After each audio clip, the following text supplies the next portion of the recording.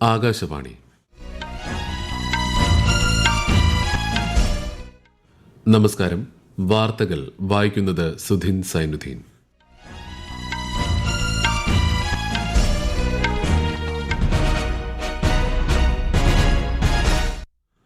പ്രധാന വാർത്തകൾ.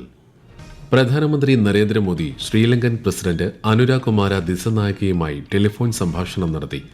ചുഴലിക്കാറ്റ് നാശം വിതച്ച ശ്രീലങ്കയ്ക്ക് സാധ്യമായ എല്ലാ സഹായവും നൽകുമെന്ന് പ്രധാനമന്ത്രി. നാവികസേനാ ദിനാഘോഷങ്ങളിൽ പങ്കെടുക്കാൻ രാഷ്ട്രപതി ദ്രൗപദി മുർമു നാളെ കേരളത്തിൽ. തിരുവനന്തപുരം ശംഖുമുഖത്ത് നടക്കുന്ന ദിനാഘോഷത്തിനുള്ള ഒരുക്കങ്ങൾ പൂർത്തിയായി.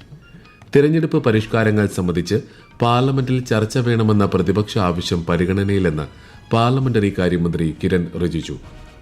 Indian national institute for democracy and electoral അസിസ്റ്റൻസിന്റെ അധ്യക്ഷ പദവി ഇന്ത്യയുടെ മുഖ്യ തെരഞ്ഞെടുപ്പ് കമ്മീഷണർ ജ്ഞാനേഷ് കുമാർ ഏറ്റെടുക്കും. കാശി തമിഴ് സംഗമത്തിന്റെ 4ാം പതിപ്പിന് ഉത്തർപ്രദേശിലെ വാരാണസിയിൽ ഇന്ന് തുടക്കമാകും. ചിലിയിൽ നടക്കുന്ന FIH ജൂനിയർ വനിതാ ഹോക്കി ലോകകപ്പിൽ നമീബിയയെ എതിരില്ലാത്ത 13 ഗോളുകൾക്ക് പരാജയപ്പെടുത്തി ഇന്ത്യ. വാർത്തകൾ വിശദമായി. പ്രധാനമന്ത്രി നരേന്ദ്രമോദി ശ്രീലങ്കൻ പ്രസിഡന്റ് അനുരാഗ് കുമാര ദിസനായകയുമായി ടെലിഫോൺ സംഭാഷണം നടത്തി. ദിത്വ ചുഴലിക്കാറ്റ് നാശം വിതച്ച ശ്രീലങ്കയ്ക്ക് ഇന്ത്യയുടെ ഓപ്പറേഷൻ സാഗർ ബന്ധു ദൌത്യത്തിലൂടെ എല്ലാ സഹായവും തുടരുമെന്ന് പ്രധാനമന്ത്രി ഉറപ്പു നൽകി. സാധ്യമായ എല്ലാ സഹായവും നൽകുമെന്ന് അദ്ദേഹം വ്യക്തമാക്കി. പുനരധിവാസം ഉൾപ്പെടെയുള്ള എല്ലാ മേഖലകളിലും മഹാസാഗർ കാഴ്ചപ്പാടിന്റെ അടിസ്ഥാനത്തിൽ ഇന്ത്യ ഒപ്പമുണ്ടാകുമെന്നും അദ്ദേഹം പറഞ്ഞു. ഇന്ത്യ നൽകിയ പിന്തുണയ്ക്ക് ശ്രീലങ്കൻ പ്രസിഡന്റ് നന്ദി അറിയിച്ചു. നാളെ തിരുവനന്തപുരത്ത് നടക്കുന്ന നാവികസേനാ ദിനാഘോഷത്തിന്റെ ഒരുക്കങ്ങൾ പൂർത്തിയായി. രാഷ്ട്രപതി ദ്രൗപദി മുർമു മുഖ്യാതിഥിയായി എത്തുന്ന പ്രധാന നാവിക അഭ്യാസം നാളെ വൈകുന്നേരം 4:30 മുതൽ നടക്കും. നാളെ ലോക്ഭവനിൽ തങ്ങുന്ന രാഷ്ട്രപതി മറ്റന്നാൾ രാവിലെ ഡൽഹിക്ക് മടങ്ങും. നാവിക അഭ്യാസത്തിന് മുന്നോടിയായി ഇന്നലെ ശംഖുമുഖം ബീച്ചിൽ നടന്ന ഫുൾ ഡ്രസ് റിഹേഴ്സൽ ജനപങ്കാളിത്തം കൊണ്ട് ശ്രദ്ധേയമായി. നാവികസേനാ മേധാവി അഡ്മിറൽ ദിനേശ് കെ ത്രിപാഠിയുടെ മേൽനോട്ടത്തിൽ നടന്ന ഫുൾ ഡ്രസ് റിഹേഴ്സൽ പോർവിമാനങ്ങളുടെയും പോരാട്ട കപ്പലുകളുടെയും അഭ്യാസ പ്രകടനങ്ങൾക്ക് വേദിയായി. കേരളത്തിന്റെ സാംസ്കാരിക പൈതൃകത്തെ അനാവരണം ചെയ്യുന്ന കലാപരിപാടികളോടെ ആയിരുന്നു തുടക്കം. സേനയുടെ മ്യൂസിക്കൽ ബാൻഡ് സംഗീത വിരുന്നൊരുക്കി. പിന്നാലെ ഇന്ത്യയുടെ പോർക്കപ്പലുകൾ തീരക്കടലിൽ വിസ്മയ കാഴ്ചയൊരുക്കി. എല്ലാ പോർക്കപ്പലുകളും തീരക്കടലിൽ ദീപാലങ്കൃതമായി അണിനിരുന്നതോടെ റിഹേഴ്സലിന് സമാപനമായി. Indian national institute for democracy and electoral അസിസ്റ്റൻസിന്റെ അധ്യക്ഷ സ്ഥാനം ഇന്ത്യ ഏറ്റെടുക്കും. നാളെ സ്വീഡനിലെ സ്റ്റോക്ക്ഹോമിൽ നടക്കുന്ന ചടങ്ങിൽ ഇന്ത്യയെ പ്രതിനിധീകരിച്ച് മുഖ്യ തെരഞ്ഞെടുപ്പ് കമ്മീഷണർ ജ്ഞാനേഷ് കുമാർ അധ്യക്ഷ പദവി ഏറ്റെടുക്കും. സ്വതന്ത്രവും നീതിയുക്തവും സുതാര്യവുമായ തെരഞ്ഞെടുപ്പുകൾ നടത്താനുള്ള ഇന്ത്യയുടെ മികവിനെ ലോകം അംഗീകരിക്കുന്നതിന്റെ തെളിവാണിതെന്ന് അദ്ദേഹം പറഞ്ഞു. ഈ നേട്ടം എല്ലാ ഇന്ത്യൻ പൌരന്മാർക്കും രാജ്യത്തെ ഓരോ തെരഞ്ഞെടുപ്പ് ഉദ്യോഗസ്ഥർക്കും അഭിമാനകരമാണെന്നും ശ്രീ ജ്ഞാനേഷ് കുമാർ പറഞ്ഞു. आज पूरा विश्व जानता भी है, भारत में स्वतंत्र, निष्पक्ष एवं पारदर्शी चुनावों के सफल संचालन को आज पूरा विश्व जानता भी है और इसीलिए विश्व के 37 जनतांत्रिक देशों के प्रतिष्ठित समूह ने अपने 30 वर्षों के इतिहास में पहली बार भारत को इंटरनेशनल आइडिया के अध्यक्ष के रूप में आमंत्रित किया है. തീവ്ര വോട്ടർ പട്ടിക പരിഷ്കരണം നിർത്തിവെക്കണമെന്നാവശ്യപ്പെട്ടുള്ള പ്രതിപക്ഷ ബഹളത്തിൽ ശീതകാല സമ്മേളനത്തിന്റെ ആദ്യ ദിനമായ ഇന്നലെ ലോക്സഭ പ്രക്ഷുബ്ധമായി. അതിനിടെ പാൻ മസാലയ്ക്കും പുകയില ഉൽപ്പന്നങ്ങൾക്കും പുതിയ അധിക സെസ്സും തീരുവയും ഏർപ്പെടുത്തുന്ന ഭേദഗതി ബില്ലുകൾ സഭയിൽ അവതരിപ്പിച്ചു. ലോകകപ്പ് നേടിയ വനിതാ ക്രിക്കറ്റ് ടീമിനെയും കാഴ്ച പരിമിതർക്കായുള്ള 2020 ലോകകപ്പ് കിരീടം ചൂടിയ വനിതാ ടീമിനെയും സഭ അഭിനന്ദിച്ചു. സ്പീക്കർ അഭിനന്ദന പ്രമേയം അവതരിപ്പിച്ചു. ആദ്യമായി അധ്യക്ഷ പദവി അലങ്കരിക്കാനെത്തിയ ഉപരാഷ്ട്രപതി CP രാധാകൃഷ്ണനെ അഭിനന്ദിച്ചുകൊണ്ടുള്ള ചർച്ച രാജ്യസഭയിൽ നടന്നു. തെരഞ്ഞെടുപ്പ് പരിഷ്കാരങ്ങൾ സംബന്ധിച്ച ചർച്ചയ്ക്കുള്ള ആവശ്യം പരിഗണനയിലാണെന്ന് പാർലമെന്ററി കാര്യമന്ത്രി കിരൺ റിജിജു രാജ്യസഭയിൽ പറഞ്ഞു. ഭരണഘടന ഉയർത്തിപ്പിടിക്കണമെന്ന് ഉപരാഷ്ട്രപതി CP രാധാകൃഷ്ണൻ പാർലമെന്റ് അംഗങ്ങളോട് അഭ്യർത്ഥിച്ചു. അടൽ പെൻഷൻ യോജനയിൽ ചേർന്നവരുടെ എണ്ണം 8.34 കോടി കവിഞ്ഞു. ധനമന്ത്രി നിർമ്മല സീതാരാമൻ ലോക്സഭയിൽ അറിയിച്ചതാണ് ഇക്കാര്യം. മൊത്തം വരിക്കാരിൽ 48% വനിതകളാണ്. രാജ്യത്തെ HIV അണുബാധകളിൽ 32% കുറവും എയ്ഡ്സ് അനുബന്ധ മരണങ്ങളിൽ 69% കുറവും രേഖപ്പെടുത്തിയതായി കേന്ദ്ര ആരോഗ്യ കുടുംബക്ഷേമ മന്ത്രി JP നഡ്ഡ. ലോക എയ്ഡ്സ് ദിനാചരണത്തോടനുബന്ധിച്ച് ന്യൂഡൽഹിയിൽ നടന്ന ചടങ്ങിൽ സംസാരിക്കുകയായിരുന്നു അദ്ദേഹം. എല്ലാ മൊബൈൽ ഫോൺ നിർമ്മാതാക്കളും ടെലികോം വകുപ്പ് വികസിപ്പിച്ച സൈബർ സുരക്ഷാ ആപ്പ് സഞ്ചാർ സാഥി മുൻകൂട്ടി ഇൻസ്റ്റാൾ ചെയ്യണമെന്ന് കേന്ദ്ര വാർത്താവിനിമയ വകുപ്പ് നിർദ്ദേശം നൽകി. 90 ദിവസത്തിനുള്ളിൽ നിർദ്ദേശം നടപ്പാക്കി 120 ദിവസത്തിനുള്ളിൽ വകുപ്പിന് റിപ്പോർട്ട് നൽകണം. വ്യാജ ഹാൻഡ്സെറ്റുകൾ, ഒന്നിലധികം ഫോണുകളിൽ ഒരേ IMEI നമ്പർ ഉപയോഗിക്കൽ, വ്യാജ സിം കാർഡ്, വ്യാജ കണക്ഷനുകൾ തുടങ്ങിയ തട്ടിപ്പുകൾ തടയാനും നഷ്ടപ്പെട്ട ഫോണുകൾ ട്രാക്ക് ചെയ്യാനും ഉതകുന്ന ആപ്പാണിത്. ഡൽഹി കാർ സ്ഫോടന കേസുമായി ബന്ധപ്പെട്ട് ദേശീയ അന്വേഷണ ഏജൻസി ജമ്മുകശ്മീരിലും ഉത്തർപ്രദേശിലും വിവിധയിടങ്ങളിൽ പരിശോധന നടത്തി.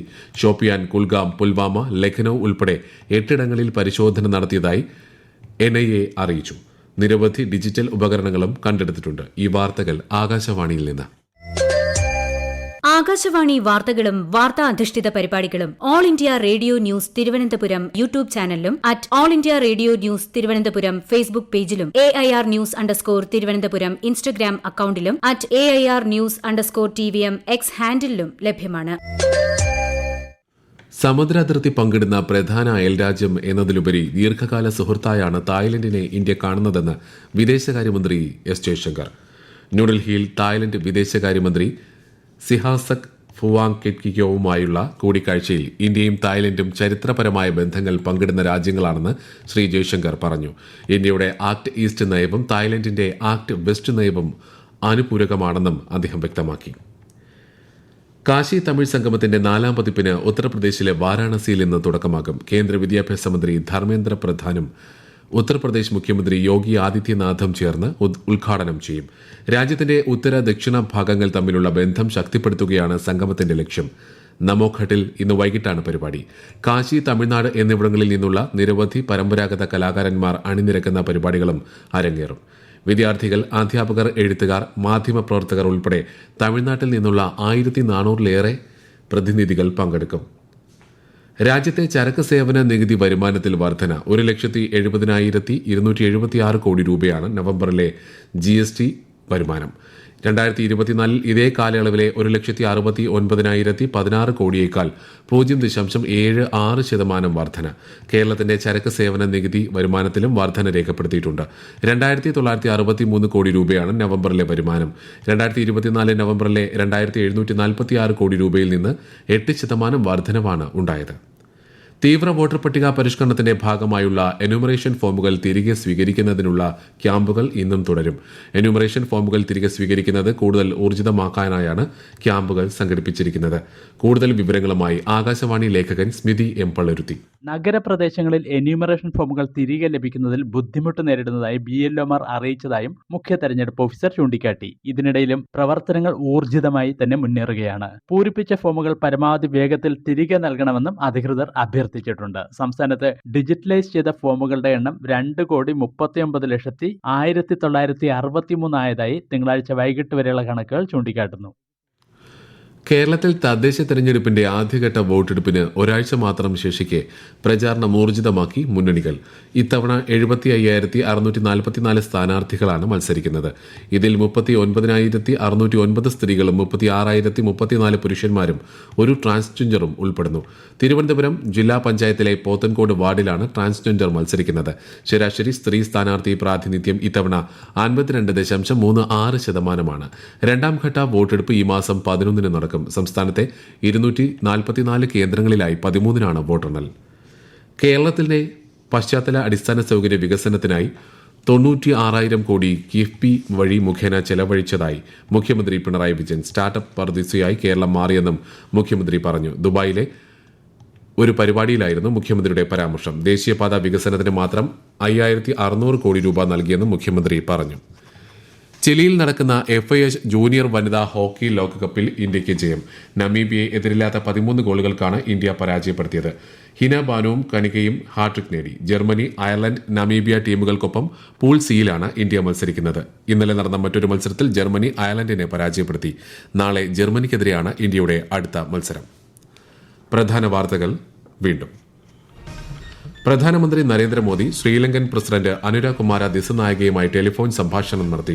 ചുഴലിക്കാറ്റ് നാശം വിതച്ച ശ്രീലങ്കയ്ക്ക് സാധ്യമായ എല്ലാ സഹായവും നൽകുമെന്ന് പ്രധാനമന്ത്രി. നാവികസേനാ ദിനാഘോഷങ്ങളിൽ പങ്കെടുക്കാൻ രാഷ്ട്രപതി ദ്രൌപദി മുർമു നാളെ കേരളത്തിൽ. തിരുവനന്തപുരം ശംഖുമുഖത്ത് നടക്കുന്ന ദിനാഘോഷത്തിനുള്ള ഒരുക്കങ്ങൾ പൂർത്തിയായി. തിരഞ്ഞെടുപ്പ് പരിഷ്കാരങ്ങൾ സംബന്ധിച്ച് പാർലമെന്റിൽ ചർച്ച വേണമെന്ന പ്രതിപക്ഷ ആവശ്യം പരിഗണനയിലെന്ന് പാർലമെന്ററി കാര്യമന്ത്രി Kiren Rijiju. International institute for democracy and electoral അസിസ്റ്റൻസിന്റെ അധ്യക്ഷ പദവി ഇന്ത്യയുടെ മുഖ്യ തെരഞ്ഞെടുപ്പ് കമ്മീഷണർ ജ്ഞാനേഷ് കുമാർ ഏറ്റെടുക്കും. കാശി തമിഴ് സംഗമത്തിന്റെ 4ാം പതിപ്പിന് ഉത്തർപ്രദേശിലെ വാരാണസിയിൽ ഇന്ന് തുടക്കമാകും. ചിലിയിൽ നടക്കുന്ന FIH ജൂനിയർ വനിതാ ഹോക്കി ലോകകപ്പിൽ നമീബിയയെ എതിരില്ലാത്ത 13 ഗോളുകൾക്ക് പരാജയപ്പെടുത്തി ഇന്ത്യ. വാർത്തകൾ കഴിഞ്ഞു. അടുത്ത വാർത്താ പ്രക്ഷേപണം ഉച്ചയ്ക്ക് 12:30.